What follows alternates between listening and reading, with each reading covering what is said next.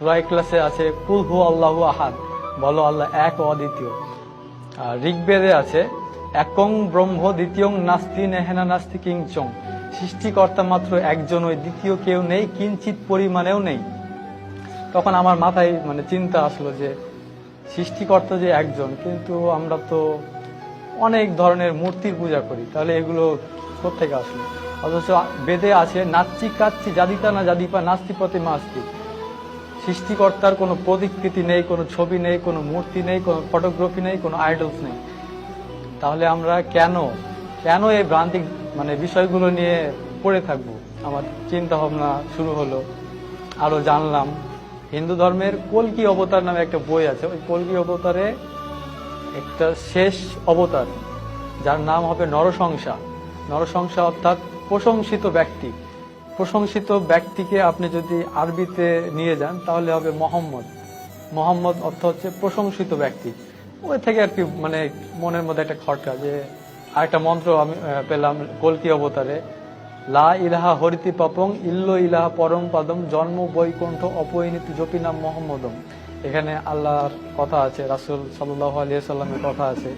তখন আর কি আমি পুরোপুরি শিওর হয়ে গেলাম। তারপরে আরো মন্ত্র আছে, হতার মিন্দ্র মহাসুরেন্দ্র অল্লং জ্যেষ্ঠং শ্রেষ্ঠং পরমং ব্রহ্মং অল্ল অল্ল রাসূল মোহাম্মদং অল্ল অল্ল লাল লিখিতং। এই ধরনের এই মন্ত্রগুলোতে আর কি কল্কি অবতারে মোহাম্মদের, আমাদের যে নবী, শেষ নবী মোহাম্মদ সাল্লাল্লাহু আলাইহি সাল্লামের কথা আছে। এগুলা ধীরে ধীরে আমি বুঝতে পারলাম শুধু যে ইসলাম ধর্ম সত্য এই কথাটা যাচাই করিনি, যে খ্রিস্টান ধর্ম কেন সত্য নয়, বৌদ্ধ ধর্ম কেন সত্য নয়। সবগুলো ধর্ম যাচাই করতাম। বিভিন্ন পাদ্রীরা প্রশ্ন করতো ডক্টর জাকির নায়েককে, বিভিন্ন ধর্মের যাজকরা আসে প্রশ্ন করতো, যে ডক্টর জাকির নায়েক যেসব উত্তর দিতেন কোরআন হাদিস থেকে আশ্চর্যজনক। ইসলাম ধর্ম যে সত্য এটা যে তিনি বুঝিয়েছেন, এই কথাটা এটা আমার মাথায় গেঁথে গিয়েছিল। এরপরে আমি ইউটিউবে একটা চ্যানেল পেলাম হেদায়েতের পথে। এখানে গিয়ে আমার দিনী ভাই আব্দুর রহমান ভাইয়ের ওনার সাক্ষাৎকারটা আমি দেখলাম।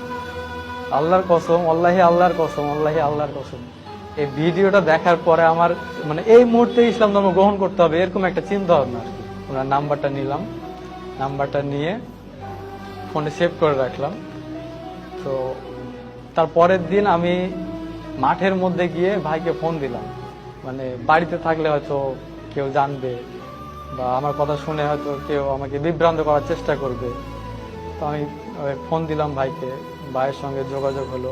তো ভাই আমাকে একটা প্রশ্ন করেছিল যে তুমি যে ইসলামে আসবা, তুমি কি ইসলামের প্রতি ঠিক থাকতে পারবা? তো আমি আপনাকে ওনাকে বলেছিলাম যে আপনার এই ঈমানদীপ্ত সাক্ষাৎকার দেখলাম, এরপর আপনি যদি এত দূর পর্যন্ত আসতে পারেন তো আমি কেন পারবো না, আমিও তো একজন মানুষ। উনি বলল আচ্ছা ঠিক আছে। তারপরে ওনার কাছে আমি কলেমা শাহাদাত পড়লাম।